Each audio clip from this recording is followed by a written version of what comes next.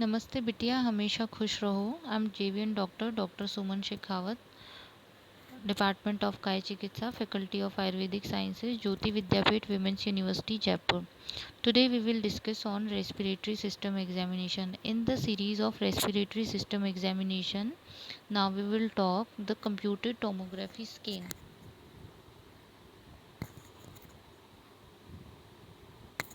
CT scan is a vital part of the staging of lung cancer, and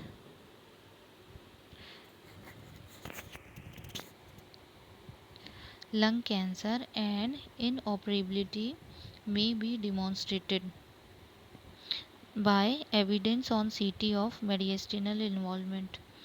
Next is radioisotope imaging in the lung. The most widely used radioisotope technique is combined ventilation and perfuse scanning, used to aid the diagnosis of pulmonary embolism. The perfusion scan is performed by injecting intravenous a small dose of micro aggregated human albumin particles labeled with technetium 99.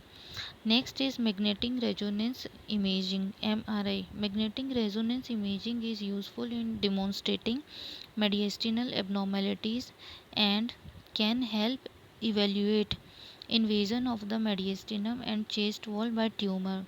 Next is ultrasound. Ultrasound really reveals much less detail than CT scan, but has the advantage that it doesn't involve radiation, and as it gives real time imaging, the operator can visualize what is happening it is as it happens. Positron emission tomography PET scanning. In this technique, radio labeled 18 fluoroxyglucose molecule is administered with is taken up by metabolically active tissue such as cancer, showing an hot spot on the imagings. Next is flexible bronchoscopy and endobronchial ultrasound (EBUS). Bronchoscopy is an essential tool in the investigation of many forms of respiratory disease. For discrete abnormalities such as a mass seen in the chest X-ray and suspected to be a lung cancer, bronchoscopy is usually indicated to investigate in nature under local anesthesia. The flexible bronchoscope is passed through the nose, pharynx, and larynx down the trachea, and the bronchial tree is the is then inspected. Is then inspected. Pleural aspiration and biopsy. A pleural effusion can give rise to diagnostic problem and sometimes management problem. When the amount of fluid causes respiratory embarrassment, when a pleural effusion is seen as a presenting feature in a middle-aged or older patient, the most likely cause is malignancy. Less commonly, particularly in younger patients, it may be due to tuberculosis. Cytological examination of pleural fluid may demonstrate the presence of malignant cell. Many polymorph may be seen in the effusion, is secondary to an underlying pneumonic infection with tuberculosis.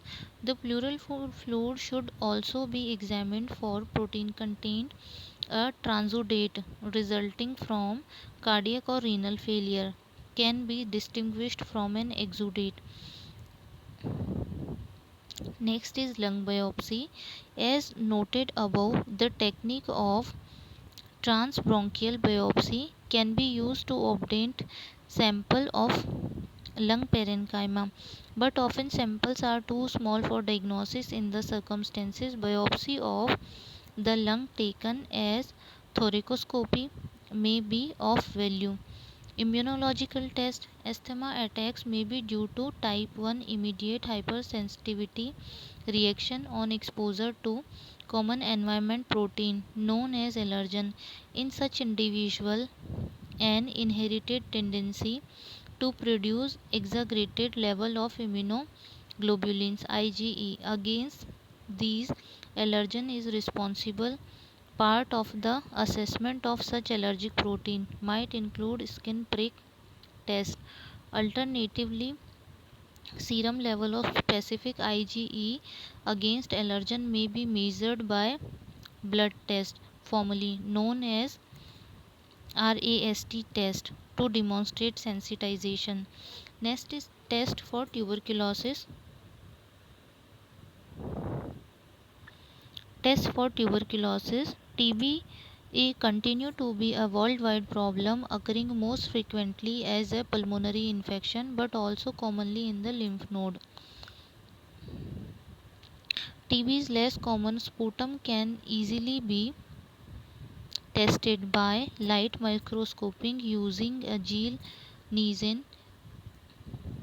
or Aromine stain to look for the acid-fast bacilli.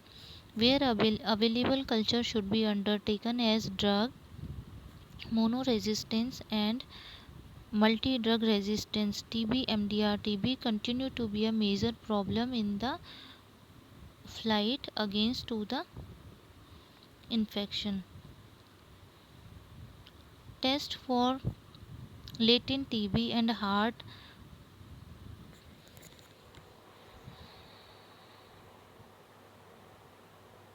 Tests for latent TB and HEP and Montek skin test are still widely used to look for evidence of previous TB exposure. In many centers, they are being superseded by blood tests that use the interferon gamma releasing assay IGRA, which measures interferon gamma release from T cells activated by the presence of Mycobacterium tuberculosis. At the present time, the IGRA blood test doesn't differentiate between active and latent TB and should be used only to diagnose latent disease. False negative can occur in disseminated and non-pulmonary active disease and can therefore be misleading with diagnosis active inspection. Thank you. This session is powered by Digital Version 2.0 Jyoti Vidyapeeth Women's University Jaipur. I hope you all are satisfied with this session. If you feel any kind of problem with this session, mention it in comment box. I will resolve it soon. Thank you.